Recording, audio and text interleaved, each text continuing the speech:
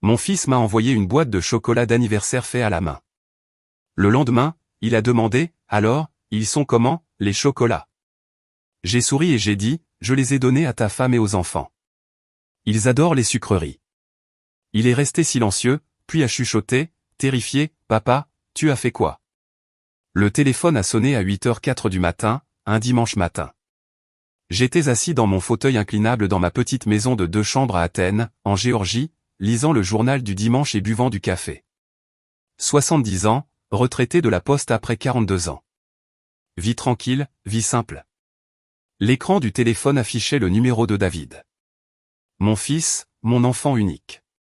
Bonjour, mon fils, ai-je répondu. Merci encore pour ces chocolats d'anniversaire. C'était vraiment gentil de ta part. Sa voix tremblait. Vraiment tremblait comme s'il avait couru. Les chocolats que je t'ai envoyés hier. Tu les as mangés? J'ai souri, en prenant une autre gorgée de café. La boîte était arrivée samedi après-midi par coursier. Des chocolats belges fantaisie dans une boîte dorée avec un ruban bordeaux. Cela a dû lui coûter au moins 2 cents. Beaucoup trop cher pour l'anniversaire d'un facteur. Ils avaient l'air trop sophistiqués pour un vieil homme comme moi. Tu sais, je préfère les trucs bon marché de Walmart. Je les ai donnés à Jennifer et aux petits-enfants quand je suis passé hier soir. Tu sais à quel point la petite Emma aime le chocolat. Silence. Mort. Horrible. Silence étouffant. Puis un cri. Pas un hurlement. Un cri. Tu as fait quoi? Le son m'a frappé comme un coup physique. Panique pure. Terreur pure. Je les ai donnés à ta famille, ai-je répété lentement, mon estomac commençant à se nouer. Pourquoi, David? Qu'est-ce qui ne va pas? Ils les ont mangés? Sa voix s'est brisée. Emma les a mangés? Max? Oh mon Dieu! Oh mon Dieu! Ils les ont mangés? Je ne sais pas. J'ai déposé la boîte vers 19h hier soir. Jennifer a dit qu'elle les garderait pour après que les enfants aient fini de dîner. David, qu'est-ce que? Il a raccroché. Simplement déconnecté. Aucune explication. Pas d'au revoir. La tonalité retentissait dans mon oreille. Mes mains ont commencé à trembler. J'ai posé ma tasse de café. Elle a claqué contre la soucoupe. J'ai élevé ce garçon pendant 32 ans. Changé ses couches quand sa mère nous a quittés quand il avait 3 ans. Travaillé 2 emplois. La poste pendant la journée, remplissant les étagères chez Kroger la nuit pour qu'il puisse aller à l'université de Géorgie. Je l'ai vu obtenir son diplôme. Je l'ai accompagné dans l'allée quand il a épousé Jennifer il y a 8 ans. Et quelque chose dans ce cri, quelque chose de primal et désespéré et terrifié, m'a dit tout ce que j'avais besoin de savoir. Ces chocolats n'étaient pas un cadeau. C'était une arme. J'ai saisi mes clés de voiture avec des mains tremblantes. Je les ai fait tomber 2 fois avant de les mettre dans le contact de ma Honda Civic de 2012. J'ai conduit jusqu'à la maison de David sur Pinewood Drive. 15 minutes de trajet que j'ai fait en 8. En grillant 2 feux rouges et un stop. La Toyota Camry blanche de Jennifer avait disparu de l'allée. J'ai appelé son portable. Il a sonné 4 fois. Quand elle a répondu, elle pleurait. Bill, a-t-elle sangloté. Bill, nous sommes à l'hôpital régional d'Athènes. Emma et Max, ils ont mangé certains de ces chocolats que tu as apportés. 3 morceaux chacun avant que je ne réalise qu'il y avait quelque chose qui n'allait pas. Emma a dit qu'ils avaient un goût bizarre, comme du métal. Comme des centimes. Les médecins font des tests. Mon sang s'est transformé en glace. Je l'ai vraiment senti geler dans mes veines. Quel genre de test? Poison. Ils pensent que les chocolats ont été empoisonnés. Le mot n'avait pas de sens. Impossible d'avoir un sens. Poison. Bill, je ne comprends pas. Où as-tu eu ces chocolats? Qui les a envoyés? Je ne pouvais pas parler. Je ne pouvais pas former de mots.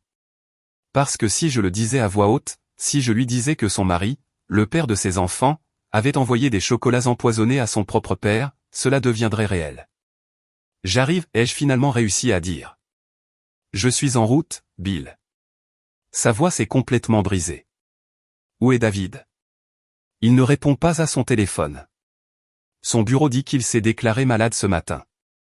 J'ai besoin de lui ici. Les enfants n'arrêtent pas de demander après leur papa.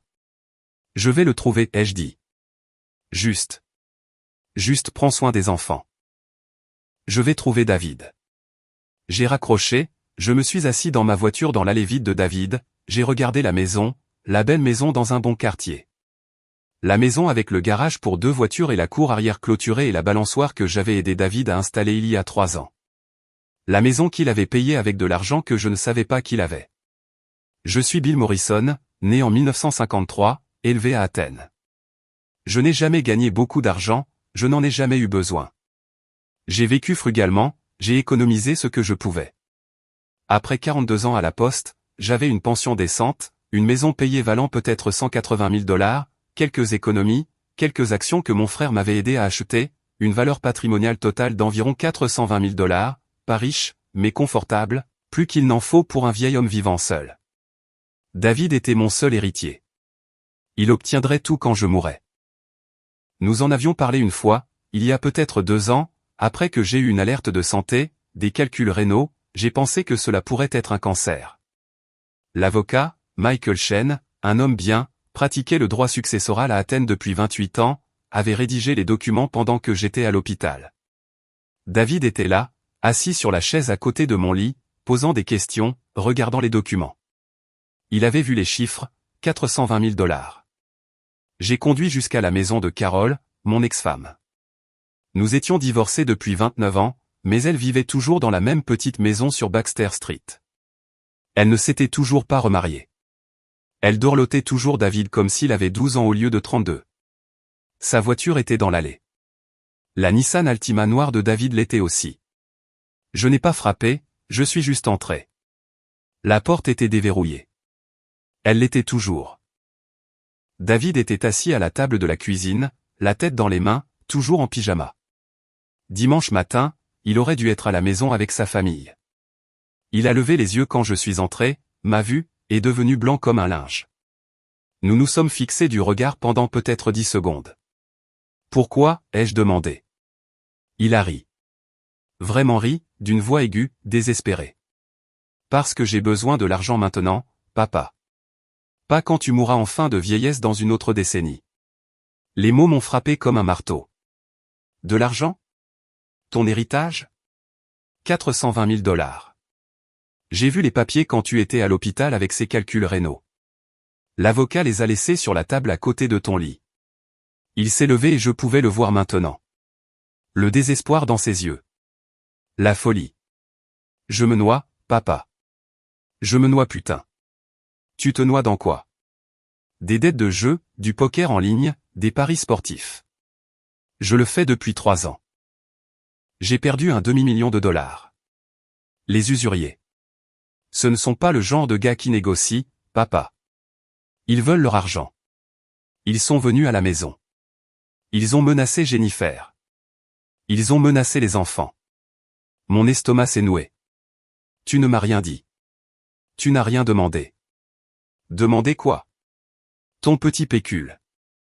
Cela ne ferait même pas une brèche. Il hurlait maintenant. Arpentant la pièce. J'ai hypothéqué la maison sans que Jennifer le sache. J'ai pris des cartes de crédit à son nom, j'ai emprunté à ses parents. Je n'ai plus d'option, alors tu as essayé de m'assassiner. Il a cessé de faire les 100 pas, m'a regardé, et pendant un moment, juste un moment, j'ai vu quelque chose dans ses yeux. De la honte, du regret. Puis c'était parti. Cela aurait été rapide, a-t-il crié. Sans douleur. Tu as 70 ans. De quoi as-tu besoin de $400 000? Pour rester assis dans cette petite maison de merde et regarder la télé? J'en ai besoin maintenant. J'ai une famille à protéger. Tu as presque tué tes enfants. Son visage s'est tordu. C'est de ta faute. Il a frappé du poing sur la table. Une tasse à café a sauté. Tu étais censé les manger, pas les partager comme un putain de saint. Tu ne manges jamais de cadeaux. Tu dis toujours qu'ils sont trop sophistiqués. J'ai planifié ça pendant des semaines. La rage dans sa voix, le droit, l'absence totale de remords. Tu as presque tué Emma et Max, ai-je dit calmement. Tes propres enfants parce que tu leur as donné les chocolats. Tu as tout gâché. Carole est apparue dans l'embrasure de la porte. Elle écoutait. Son visage était pâle, choqué. David, a-t-elle chuchoté. Qu'est-ce que tu as fait? Tais-toi, maman. Il ne l'a même pas regardé, a gardé les yeux fixés sur moi. Il mérite ça. Il a vécu sa vie. Il est vieux. Il n'a plus rien à vivre à part nous regarder galérer. Quelque chose s'est brisé en moi. Pas mon cœur qui s'était déjà brisé quand j'avais réalisé ce qu'il avait fait. Quelque chose de plus profond. La partie de moi qui était son père. La partie qu'il avait aimée inconditionnellement pendant 32 ans. Cette partie est morte là, dans la cuisine de Carole. Je vais appeler la police, ai-je dit. Non, tu ne le feras pas. David a souri. Vraiment souri. Tu es trop faible. Tu as toujours été faible. Tu ne m'as jamais puni pour quoi que ce soit. Tu ne m'as même jamais fessé quand j'étais enfant. Tu te souviens? Maman te suppliait de me discipliner et tu ne l'as jamais fait. Il avait raison. J'avais été faible. Je voulais être le bon parent, celui que David aimait.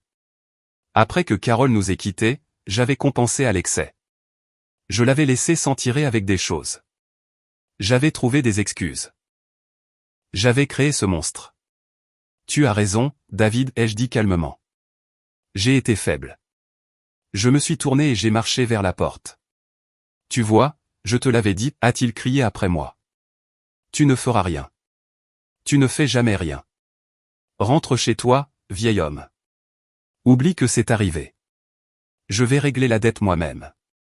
Je suis monté dans ma voiture, j'ai démarré le moteur, je suis resté assis là un moment, puis j'ai appelé mon avocat. Michael, c'est Bill Morrison.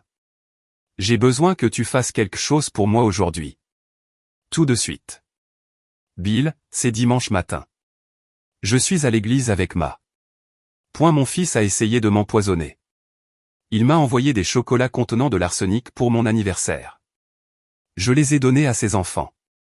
Ils sont à l'hôpital en ce moment. Silence. Alors je quitte l'église maintenant. Où es-tu? J'ai besoin d'embaucher un détective privé. J'ai besoin de documentation, de preuves, de tout ce que nous pouvons trouver. Et Michael, ma voix s'est brisée.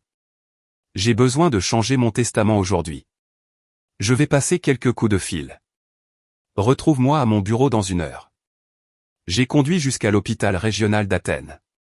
J'ai trouvé Jennifer dans l'aile pédiatrique, au 4e étage. Elle était assise entre 2 lits. Emma à gauche, 8 ans, les cheveux foncés comme sa mère. Max à droite, 6 ans, blond comme David l'avait été enfant. Tous les deux avaient des perfusions. Tous les deux avaient l'air pâles, malades. Jennifer s'est levée quand elle m'a vu, m'a serré fort dans ses bras. Elle tremblait. Qu'est-ce que le médecin a dit, ai-je demandé. Ils font des tests toxicologiques, des analyses sanguines. Ils n'arrêtent pas de me demander d'où viennent les chocolats. Quelle marque? Si j'ai remarqué quelque chose d'inhabituel. Elle s'est écartée, m'a regardé. Bill, qu'est-ce qui se passe? Où est David? Je ne pouvais pas lui dire. Pas encore. Pas tant que je n'en saurais pas plus. Je ne sais pas, ai-je menti. Premier mensonge que je lui disais en 8 ans que je la connaissais. Un médecin est apparu. Une jeune femme, peut-être 35 ans, blouse blanche, stéthoscope autour du cou. Nom sur son badge, Dr Sarah Chen, médecine d'urgence pédiatrique. 8 ans d'expérience. Monsieur Morrison, je suis le Dr Chen. Je soigne Emma et Max. Qu'est-ce qu'ils ont? Elle a jeté un coup d'œil à Jennifer, puis à moi. Pouvons-nous parler en privé? Non, a dit Jennifer immédiatement. Tout ce que vous avez à dire, dites-le devant moi. Le docteur Chen a acquiescé. Les résultats de l'analyse toxicologique sont revenus. Les 2 enfants ont été testés positifs à l'anhydride arsenieux. À des niveaux significatifs. Nous avons commencé une thérapie de chélation. C'est un traitement qui aide à éliminer les métaux lourds de la circulation sanguine. Ils sont arrivés ici assez vite pour que le pronostic soit bon. Mais quoi? Ma voix sonnait creuse. La concentration dans leur système suggère une dose très élevée dans tout ce qu'ils ont ingéré. S'ils avaient mangé plus de 3 morceaux chacun, si un adulte avait mangé une portion complète, elle a fait une pause. Cela aurait probablement été fatal. Jennifer a fait un bruit. Pas tout à fait un cri. Quelque chose de pire. Fatal, a-t-elle répété. Quelqu'un a essayé de les tuer. L'arsenic était dans les chocolats, a dit le docteur Chen prudemment. Nous avons fait analyser les morceaux restants de la boîte par l'hôpital. Chaque chocolat contient des niveaux létaux d'anhydride arsenieux. Ce n'était pas une contamination accidentelle. C'était délibéré. Je me suis assis lourdement sur une des chaises de la salle d'attente. La police a été avertie, a poursuivi le docteur Chen. Ils voudront vous parler de l'endroit d'où viennent les chocolats. Il y aura une enquête. 2 détectives sont arrivés 20 minutes plus tard. Le détective James Rodriguez, police du comté d'Athens-Clarke, unité des crimes majeurs, 16 ans dans les forces de l'ordre. La détective Patricia Morrison, même unité, 12 ans d'expérience. Ils ont d'abord interrogé Jennifer dans une salle de consultation privée. Elle leur a raconté les chocolats, comment je les avais apportés hier soir, comment les enfants les avaient mangés avant le dîner parce qu'ils ne pouvaient pas attendre. Puis ils m'ont interrogé. Monsieur Morrison, où avez-vous obtenu les chocolats, a demandé le détective Rodriguez, carnet ouvert, stylo prêt. Mon fils les a envoyés pour mon anniversaire.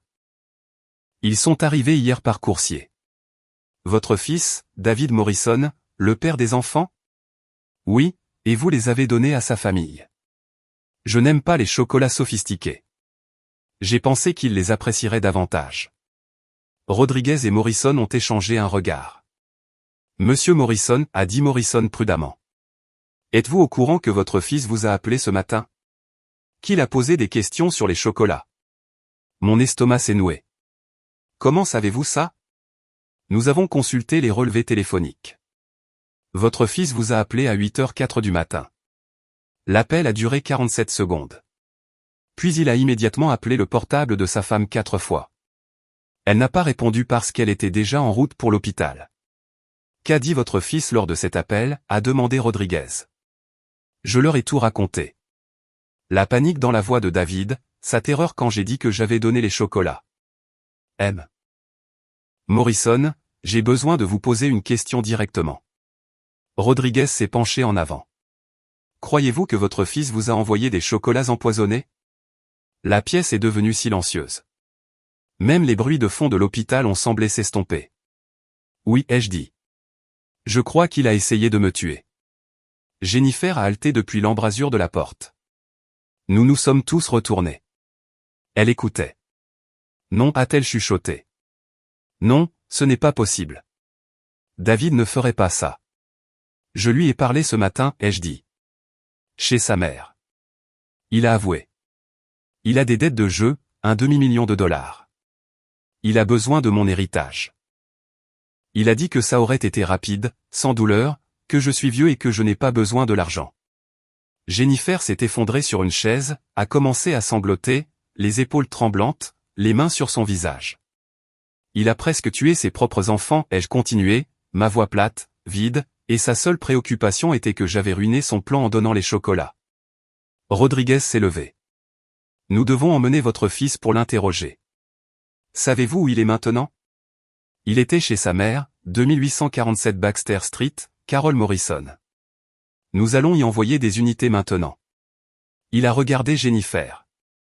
Madame Morrison, je sais que c'est difficile, mais nous aurons besoin que vous veniez au poste pour faire une déposition officielle. Je veux divorcer, a dit Jennifer soudainement, levant les yeux vers moi avec des yeux rouges et gonflés. Bill, je demande le divorce aujourd'hui.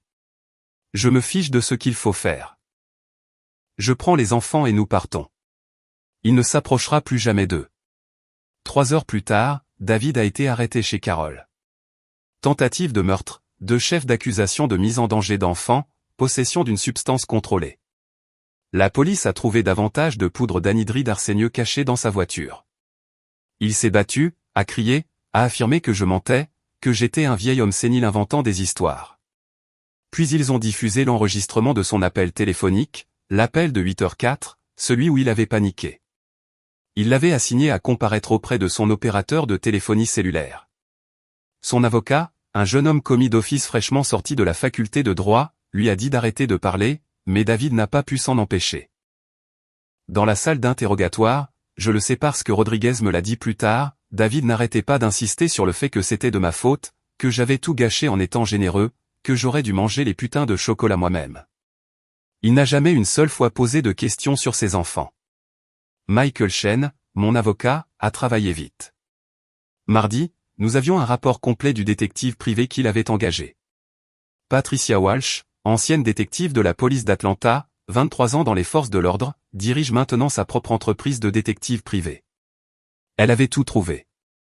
Des reçus d'artisans Chocolat of Atlanta, une chocolaterie haut de gamme à Buckhead. David avait acheté une boîte personnalisée il y a 2 semaines, payé $340 en espèces, des messages textes entre David et quelqu'un nommé Rick discutant de la résolution du problème et de faire en sorte que cela ait l'air naturel. Rick s'est avéré être Ricardo Martinez, un usurier connu, actuellement sous enquête par le FBI. Des relevés bancaires montrant que David avait hypothéqué la maison pour $180 000 sans que Jennifer le sache. Faux, elle n'avait pas signé les documents. Des cartes de crédit ouvertes au nom de Jennifer. $47 000 de dettes dont elle ne savait rien. Des comptes de jeux en ligne montrant des pertes de $523 000 sur 3 ans. Il a mené une double vie, a dit Michael, étalant les documents sur sa table de conférence. Des comptes secrets, des dettes secrètes, des associations criminelles, et quand tout s'est effondré, il a décidé que vous étiez la solution. C'est mon fils, ai-je dit. Les mots semblaient vides. Il a cessé d'être votre fils quand il a mis de l'arsenic dans du chocolat et a essayé de vous tuer. La mise en accusation a eu lieu vendredi. David a plaidé non coupable. Son avocat a plaidé le piégeage, la coercition, l'incompétence mentale. Le procureur, la procureure adjointe Jennifer Walsh, sans lien de parenté avec le détective privé, 18 ans à poursuivre les crimes majeurs en Géorgie, a présenté les preuves, les enregistrements téléphoniques, le reçu du chocolat, les messages textes, la poudre d'arsenic dans sa voiture. Le juge, Marcus Chen, Cour supérieure, 26 ans sur le banc, a fixé la caution à $500 000. David n'a pas pu la payer. Il est resté à la prison du comté de Clark en attendant son procès. Jennifer a demandé le divorce lundi. Garde d'urgence des enfants, ordonnance restrictive interdisant à David tout contact. Elle a emménagé avec les enfants chez ses parents à Watkinsville. A changé son numéro de téléphone. A changé les serrures. A dit aux enfants que leur papa était malade et qu'il se faisait soigner. Emma m'a demandé une fois, « Papa Bill, est-ce que papa va aller en prison ?» Oui, ma chérie. Parce qu'il nous a fait du mal. Parce qu'il a fait de très mauvais choix. Je ne veux plus le voir. Tu n'es pas obligé. 3 semaines après l'empoisonnement, tout était prêt. Michael avait rédigé de nouveaux documents successoraux. Le détective privé avait compilé un rapport complet. Le procureur avait monté son dossier. David m'avait appelé de prison. Des appels en PCV 10, 15 fois par jour. Je n'ai jamais répondu. Je les ai tous laissés aller à la messagerie vocale. Les messages ont commencé par des excuses, « Papa, je suis tellement désolé. Je ne pensais pas clairement. S'il te plaît, aide-moi. S'il te plaît, paie ma caution. » Puis en colère, « C'est de ta faute. Tu aurais dû juste manger les putains de chocolat. Maintenant, ma vie est ruinée. » Puis désespéré, « Papa, s'il te plaît. J'ai besoin d'aide. Les gars à qui je dois de l'argent. Ils menacent maman. Ils savent où elle habite. S'il te plaît, paie-les. Utilise mon héritage. Il va être à moi de toute façon. J'ai sauvegardé tous les messages. Je les ai transmis au procureur. J'ai décidé que j'avais besoin d'une conclusion, que j'avais besoin de montrer à David, et peut-être à moi-même, que j'en avais fini d'être faible. J'ai invité tout le monde à dîner dimanche 3 semaines après l'empoisonnement. Emma et Max étaient rentrés de l'hôpital, se remettaient toujours mais étaient en bonne santé. Jennifer avait accepté de venir. Même Carole, malgré ses protestations que j'étais trop dur avec David. J'ai préparé le dîner moi-même. Pot-au-feu, purée de pommes de terre, haricots verts. Le plat préféré de David quand il était enfant. Ils sont arrivés à 17h30. Jennifer a aidé les enfants à se laver les mains. Carole a mis la table. Tout le monde a essayé d'agir normalement, mais la tension était suffocante. Nous nous sommes assis, avons dit la grâce. Une habitude d'avant, quand les enfants étaient plus petits. Nous avons commencé à manger. Puis je me suis levé. J'ai une annonce à faire. Emma a levé les yeux de sa purée de pommes de terre. Qu'est-ce que c'est, papa Bill? Je donne mon héritage. Carole a posé sa fourchette. Bill, ce n'est pas le moment. Point aux enfants. Emma et Max en fidusient jusqu'à ce qu'ils aient 25 ans. La main de Jennifer s'est envolée vers sa bouche. La maison, les économies, les actions, les prestations de retraite, tout cela. 423 000 $ répartis équitablement entre Emma et Max Morrison. J'ai sorti les documents. Le Nouveau Testament, les documents de fiducie, tous signés et notariés. Ce sont vos enfants, ai-je dit, en regardant Carole, en regardant Jennifer. Les enfants que David a essayé d'assassiner pour de l'argent. Jennifer a saisi les papiers. Les a lus. A commencé à pleurer. Bill, tu ne peux pas. C'est trop. C'est déjà fait. Michael a déposé les papiers hier. Légal et exécutoire. Emma était confuse. Papa Bill, pourquoi papa a-t-il essayé de nous faire du mal? Parce qu'il voulait mon argent, ma chérie. Et il était prêt à blesser des gens pour l'obtenir. J'ai sorti le reste. Les rapports d'hôpital montrant l'empoisonnement à l'arsenic, les résultats toxicologiques, le rapport de police, les preuves que le détective privé avait recueillies, les reçus de la chocolaterie, les messages textes à l'usurier, l'enregistrement téléphonique où David avait paniqué quand je lui avais dit que j'avais donné les chocolats. J'ai étalé tout cela sur la table de la salle à manger. J'ai laissé Jennifer le voir. J'ai laissé Carole le voir. Je l'ai rendu réel. David m'a envoyé des chocolats contenant de l'arsenic pour mon 70e anniversaire, ai-je dit clairement, calmement. Il avait l'intention de me tuer, d'hériter de mes biens, de rembourser ses dettes de jeu. Quand j'ai donné ces chocolats à ses enfants à la place, il ne s'est pas précipité à l'hôpital pour les sauver. Il est allé se cacher chez sa mère. Et quand je l'ai confronté, il m'a blâmé d'avoir ruiné son plan. Jennifer sanglotait. Des sanglots qui secouaient tout son corps. Emma et Max avaient l'air terrifiés. Carole secouait la tête. Il reste ton fils, Bill. Il a fait une erreur. Il a besoin d'aide, pas. Point il a besoin de prison, ai-je interrompu. Il a tenté de commettre un meurtre. Il est un danger pour tous ceux qui l'entourent. Tu ne peux pas lui faire ça. C'est de la famille. Non, ai-je dit. Il a cessé d'être de la famille le jour où il a choisi 400 000 $ plutôt que la vie de ses enfants. La sonnette a retenti. J'avais appelé le détective Rodriguez ce matin-là. Je lui avais dit que j'avais d'autres preuves. Je lui avais parlé des messages vocaux. Je lui avais demandé de passer à 18 h. J'ai ouvert la porte. Rodriguez était là avec la détective Morrison. 2 agents en uniforme derrière eux. Monsieur Morrison, a dit Rodriguez. Nous avons quelques questions de suivi concernant l'affaire de votre fils. Entrez, s'il vous plaît. J'ai des gens ici qui ont besoin d'entendre ça. Ils sont entrés dans la salle à manger. Jennifer s'est levée. Carole est devenue pâle. Madame David Morrison, Rodriguez s'est adressée à Jennifer. Nous voulons vous informer que des accusations supplémentaires sont portées contre votre mari.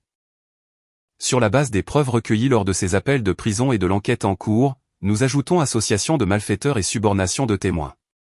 Il a téléphoné à des associés connus pour tenter d'intimider les témoins. Il m'a appelé, a dit Jennifer tranquillement. Il y a 3 jours depuis la prison, il m'a dit que si je témoignais contre lui, je le regretterais. Je l'ai enregistré. Nous aurons besoin de cet enregistrement. Elle a sorti son téléphone, l'a diffusé. La voix de David, froide et menaçante, disant à sa femme de se souvenir de ce qui arrivait au rat, lui disant que les usuriers savaient où vivaient ses parents. Les enfants ont entendu la voix de leur père. Max a commencé à pleurer. Emma a serré sa mère dans ses bras. Sur la base de cet enregistrement et des preuves existantes, a poursuivi Rodriguez, le procureur est prêt à demander la peine maximale. 25 ans pour tentative de meurtre, une peine supplémentaire pour les chefs d'accusation de mise en danger d'enfants, le complot, la subornation de témoins. Carole a fait un bruit comme si elle avait été frappée. C'est insensé. Vous détruisez sa vie. Madame, Votre fils a détruit sa propre vie quand il a mis du poison dans du chocolat et l'a envoyé à son père, a dit Rodriguez fermement. Notre enquête montre une préméditation claire, une intention claire, un manque de remords clair. La seule raison pour laquelle nous ne l'accusons pas de tentative de meurtre sur ses propres enfants est qu'il ne savait pas qu'il mangerait les chocolats, mais les chefs d'accusation de mise en danger d'enfants sont assez graves. Il s'est tourné vers moi. Monsieur Morrison, le procès est fixé dans 6 semaines. Le procureur aura besoin que vous témoigniez. Êtes-vous prêt à le faire? Oui, ai-je dit. Je vais témoigner. Même s'il est votre fils, il a cessé d'être mon fils le jour où il a essayé de me tuer. 6 semaines plus tard, le procès a duré 4 jours. Le procureur a présenté des preuves accablantes. Le reçu du chocolat, la poudre d'arsenic dans la voiture de David, les messages textes, les enregistrements téléphoniques, mon témoignage, le témoignage de Jennifer, les rapports d'hôpital montrant qu'Emma et Max avaient été empoisonnés. L'avocat de David a tenté de plaider la folie temporaire. A tenté de faire valoir que la dépendance au jeu l'avait rendu désespéré. A tenté de le dépeindre comme une victime de prêteur-prédateur. Le jury n'y a pas cru. A délibéré pendant 3 heures, coupable de tous les chefs d'accusation. L'audience de détermination de la peine a eu lieu 2 semaines plus tard. Le juge Chen a regardé David avec un dégoût pur. Monsieur Morrison, vous avez tenté d'assassiner votre propre père pour de l'argent. Quand ce plan a échoué et que vos enfants ont été empoisonnés à la place, vous n'avez montré aucun remords, aucune inquiétude pour leur bien-être, seulement de la colère que votre plan ait été perturbé. Vous êtes un danger pour la société et pour votre propre famille. Il a condamné David à 20 ans de prison pour tentative de meurtre, une peine supplémentaire de 5 ans pour mise en danger d'enfants, à purger consécutivement, 25 ans au total. David aurait 57 ans quand il sortirait. Ses enfants seraient adultes. Sa femme serait passée à autre chose. Sa vie serait finie. Alors qu'il l'emmenait menotter, David m'a regardé une dernière fois. J'espère que tu es content, a-t-il dit, la voix plate, vide. Je ne suis pas content, lui ai-je dit. Mais tes enfants sont en sécurité, et ils auront de l'argent pour l'université quand ils auront 25 ans. De l'argent que tu as essayé de voler. C'est ça la justice. Ils m'oublieront probablement. Mais ils se souviendront de ce que tu as fait, et ils ne laisseront plus jamais personne leur faire du mal pour de l'argent. Les gardes l'ont emmené. Je suis sorti de cette salle d'audience avec Jennifer à mes côtés. Elle s'était remariée. Un gars bien, comptable, bon avec les enfants. Emma et Max l'appelaient maintenant papa. M'appelait papa Bill. Nous avons conduit jusqu'à ma maison. La maison où j'ai failli mourir. La maison qui était maintenant en fiducie pour les petits-enfants. J'aurais le droit d'y vivre jusqu'à ma mort. Ensuite, elle appartiendrait à Emma et Max avec tout ce que j'avais économisé pendant 42 ans. Pas grand-chose, comparé à la richesse que certaines personnes avaient, mais assez pour envoyer 2 enfants à l'université. Assez pour leur donner un bon départ dans la vie. Carole m'a appelé ce soir-là. J'espère que tu es satisfait. Ton propre fils va en prison. Mon fils a essayé de me tuer. Puis il a presque tué ses enfants. Il s'est attiré ça sur lui-même. Tu aurais pu lui pardonner. Aurais pu l'aider. Je l'ai aidé pendant 32 ans. J'ai trouvé des excuses. Je lui ai permis de faire ce qu'il voulait. Regarde où cela nous a menés. Il est toujours de ton sang. Le sang ne signifie rien quand il est empoisonné par l'arsenic et la cupidité. J'ai raccroché. J'ai bloqué son numéro. Elle avait choisi David plutôt que la vérité. Qu'elle vive avec ce choix. J'écris ceci 2 ans après l'empoisonnement. Emma a 10 ans maintenant. Max en a 8. Ils s'épanouissent. La thérapie a aidé. Le temps a aidé. L'éloignement de leur père a aidé. Il pose parfois des questions à son sujet. Papa est-il toujours en prison? Oui. Est-ce qu'il sortira un jour? Dans de nombreuses années quand tu seras beaucoup plus vieux. Devrons-nous le voir? Seulement si vous le voulez. Nous ne voulons pas. Alors vous n'aurez pas à le faire. David écrit parfois des lettres. À Jennifer, aux enfants, à moi. Jennifer les jette sans les ouvrir. Elle a obtenu une ordonnance restrictive qui s'étend à la correspondance écrite. Les enfants ne savent pas qu'il écrit. Ils n'ont pas besoin de le savoir. L'argent est placé en fiducie, investissant dans des fonds indiciels. Au moment où Emma aura 25 ans, sa part vaudra peut-être 300 000 $. Assez pour acheter une maison, créer une entreprise, vivre sans dette. Max est à peu près pareil. Ils n'auront jamais à lutter comme j'ai lutté. Ils n'auront jamais à faire 2 boulots pour joindre les 2 bouts. Ils n'auront jamais à choisir entre manger et économiser. C'est ce que la cupidité de David leur a acheté. La liberté. Les gens me demandent si je suis en colère. Si je déteste mon fils. Je ne le déteste pas. La haine exige de l'affection. La colère exige une connexion. David a rompu cette connexion quand il a dissous de l'arsenic dans du chocolat belge et me l'a envoyé par la poste avec une carte d'anniversaire sur laquelle il était écrit « Au meilleur papa du monde ». Il voulait 400 000 $ assez désespérément pour tuer pour les obtenir. Au lieu de cela, ses enfants ont reçu chaque centime, et il a eu 25 ans pour réfléchir à ce qu'il avait perdu. J'appelle ça la justice. Il a dit que j'étais trop faible pour le punir, trop mou pour me défendre, trop pathétique pour riposter. Il avait raison sur qui j'avais été. Mais il a oublié que même les hommes faibles ont des limites. Et quand vous les franchissez, quand vous empoisonnez votre propre père et que vous empoisonnez accidentellement vos propres enfants, la faiblesse devient autre chose, devient force, devient justice. Devient un facteur de 70 ans debout dans une salle d'audience et regardant son fils aller en prison. David voulait mon héritage si désespérément, qu'il était prêt à tuer pour l'obtenir.